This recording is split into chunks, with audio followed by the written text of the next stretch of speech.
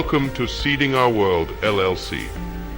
Trailing fuzzy bean, Strophostyles helvola, is self-seeding annual native throughout eastern North America. The trailing fuzzy wild bean typically can be found growing in open areas like forest edges, savannas, prairies, beaches, and coastal regions. Trailing fuzzy beans have been used for centuries by various tribal groups throughout North America as a staple crop. There is even evidence within archaeological records that the species has been domesticated several times throughout history, with most, if not all, ancient varieties being lost to time.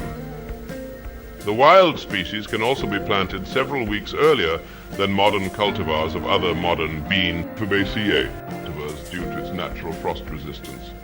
Of course, the more north the trailing fuzzy bean occurs in a wild setting, the higher chance of there being individuals with a very high tolerance of winter and early spring climates.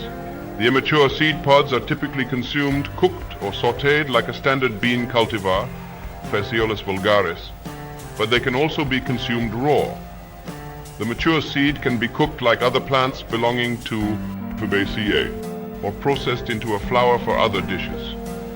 The root of the trailing fuzzy bean can also be boiled in 2 changes of water, mashed and then added to flour during the process of baking various breads or added to other dishes. Trailing fuzzy beans are typically resistant to all the pests that affect modern-day bean varieties. This wild bean is still a host to an insect species called the curculio weevil, Chalcodermus ennius. Funnily enough, this weevil now prefers the more modern-day bean varieties over the bean species it evolved with due to the lack of defenses in the domesticated varieties.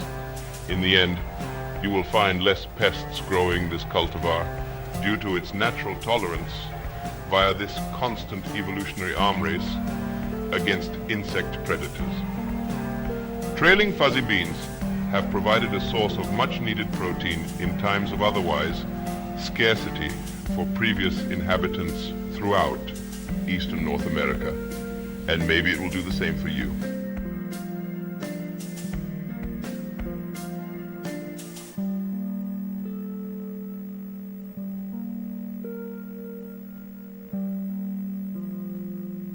This video was brought to you by We Who Sow.